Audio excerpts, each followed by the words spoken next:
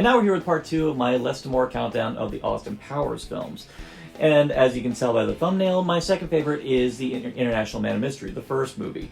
Now, I know some of you are calling shenanigans, because yes, Austin Powers, the International Man of Mystery is a wonderful film, and in fact, there's actually some aspects of the movie that have aged incredibly well, and we will get to those in due course. I suppose in essence I could say that, yeah, it's the classic not quite ripe yet thing, but at the same time though, there's some elements in, as you probably guessed now, number one's the Spy Who Shagged Me, there's elements that the Spy Who Shagged Me added in which kind of helped make the franchise as a whole something more special.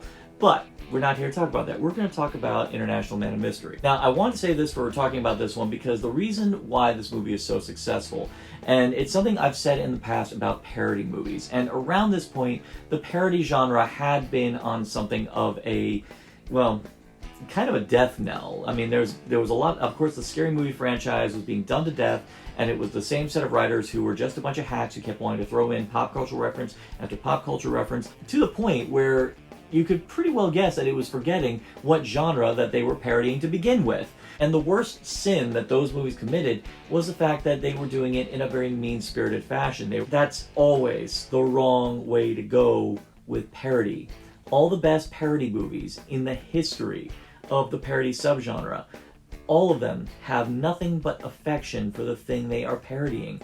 They love the tropes that they're poking fun at, and the way they show affection for it is showing an exaggerated portion of it. Airplane, you can tell Zucker loved the ridiculousness of the airplane disaster movies such as Airport and Airport 77. So they made one of the best parody movies of all time, poking fun at that particular subgenre of film. And it's still, to this day, one of the funniest films ever made. And even though they make pop culture references, they're either just really subtle, that they still blend really well with the rest of the movie. And even when it's a big pop culture reference parody, like of course the Saturday Night Fever sequence, it's still such an affectionate parody of that sequence, and because it still serves the plot, and yeah, plot, it never feels out of place. And the other element that makes a great parody movie is that even though it is a parody, there still should be a story to carry the jokes along. If there is no story, then the jokes are basically trying to sail across the Potomac in a sieve. It just doesn't work. It just sinks. And if you look at all the greats, you know, Airplane, the Naked Gun trilogy, Black Dynamite, again, the works of Mel Brooks, especially Young Frankenstein, Blazing Saddles, you look at all of those movies are made with the utmost affection for the genre they're spoofing, and even better, the characters that are shown in those movies are so memorable, and you still like them, and you still want to follow along in their story, that you get more out of it than just a couple of cheap laughs. You actually get great laughs because you know these characters, and you know that the humor of the world around them is conducive to the characters that are presented there, and because they mesh so well, a lot of times the jokes actually come very subtly and very organically. So when you go to Austin Powers, it fits in the same ilk. And one of the great things about International Man of Mystery is a lot of the jokes in this one are actually exceptionally subtle. Okay, you've all been gathered here to form my evil cabinet. Excuse me. Yes, he's down there. Is he dead? No, not dead. Burnt. Badly. And this is where you can tell Mike Myers really knows the spy genre, because he knows about all the fun little things that are ripe for parody. Of course, the major thing of like the classic cliche of the villain with the outrageous lair and the crazy plot, which usually tends to involve the smuggling of nuclear weapons and using said nuclear weapon for some outlandish plot to take over the world. Oh, hell, let's just do what we always do. Hijack some nuclear weapons and hold the world hostage. Yeah? Good. I gotta give to Mike Myers in this idea. It would have been so easy for him to just do a parody movie set in the 60s and just leave it at that. But he decided to take a different route with this concept and do it in a way that actually did aid in the parodying of the genre. Specifically, what would happen if a supervillain from the age of the 60s and a hero from the age of the 60s, what would happen if they were preserved and they had to come into our age, or in this case, the age of the 90s, which is, and I will say, is a drastic contradiction to each other, and the movie does a great job showing that contradiction. Now, of course, there's the contemporaneous humor, the fact that both of them are not up to date on a lot of the current events, and that is really funny, and there's some great moments for it. Like, of course, Dr. Evil trying to come up with an evil scheme, only finding out that most of this stuff actually came to fruition is great. Meanwhile, you've got Austin, and this is where I think the movie really works, is Austin's emotional journey, having to deal with the fact that he's from a much more sexually liberated age, where, as he says, people were experimenting with mind-bending drugs, and people were engaging in various acts of, highly consensual, but also extremely crazy, careless sex.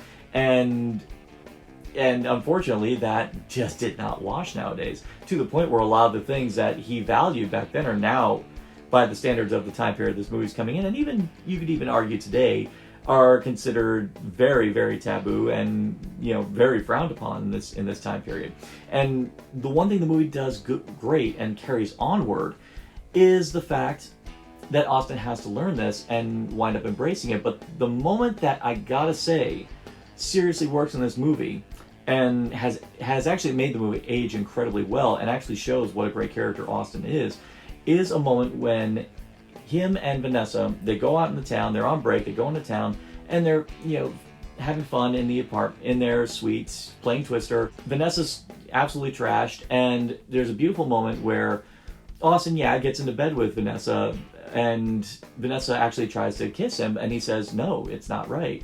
You're drunk, it's not right." And I was like, even Bond wouldn't do that.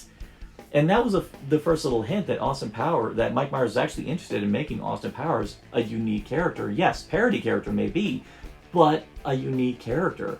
And definitely one that belongs in the annals of great parody characters like Frank Drebin, Ted Stryker. He fits right up there along with them because he is a fleshed out character that he actually has. And that they aren't just riding the coattails of him being the stereotypical spy character, that no, he actually has a moral center. And that's actually kind of a beautiful moment. And it actually does segue into a great monologue where Austin reminisces about Vanessa's mom and how much he loved her, even though that all he really could be with her was a friend. And it was great. And that's actually something that most parody movies, when they do have an emotional moment, they either cap it off with a joke, but that's actually one of the times in a parody movie where they actually just let the emotion ride and then just let the jokes come back in the next scene. And that's just a masterstroke of writing, which you don't see very often even in comedy movies, but it was really well done. When I first saw the movie, the one thing I will say cracked me up was everything involving Dr. Evil.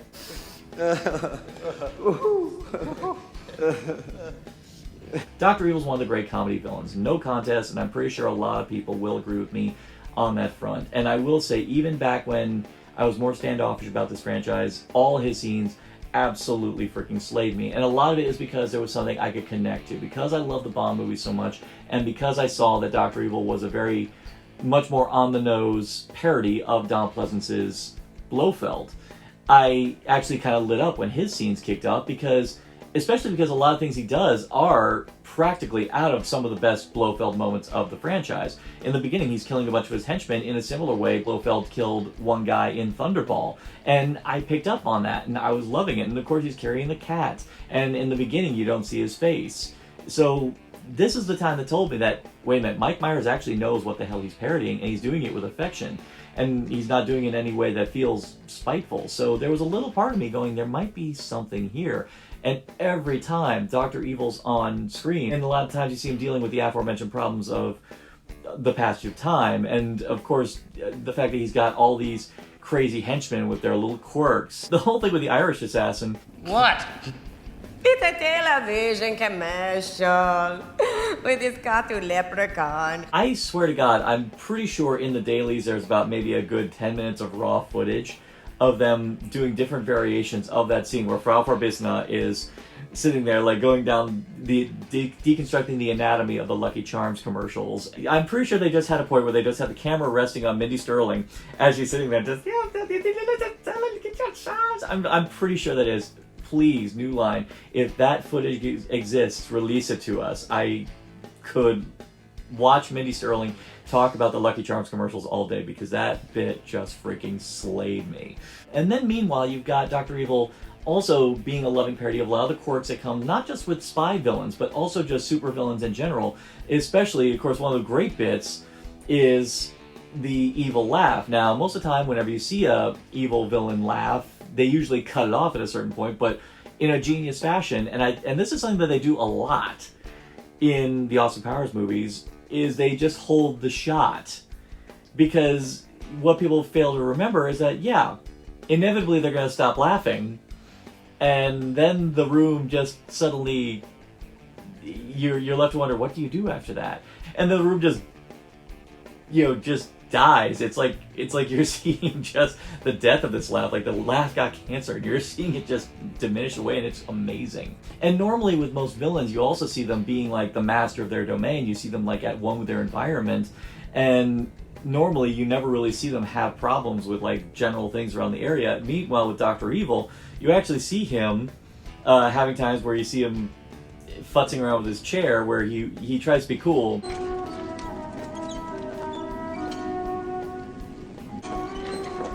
And then there's a whole bit, the cat for decoration. Mr. Bigglesworth is there for decoration. But, of course, he can't have the cat with him all the time, so his henchman takes it.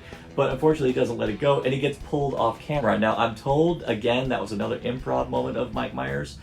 I hope that's the case. That's a testament to Jay Roach as the director, because of the way the two of them obviously are receptive to the way each other work as far as how to, act the joke and to deliver the joke on a visual level. Because the fact that the camera is just staying still as he gets pulled off camera, and then you're hearing off camera just then, and then he has to roll back into frame. So many subtleties to this movie that actually the other two movies don't have.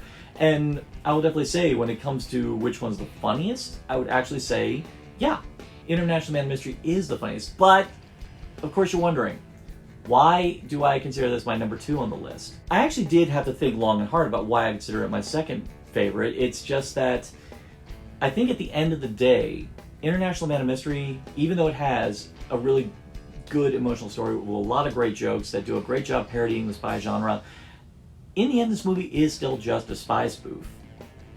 You still look at Austin, you still see him as a parody of spy characters, and you look at Dr. Evil, and you only see him as a parody of Donald Pleasence's Blofeld, and you still see the world as a parody of the spy genre as a whole.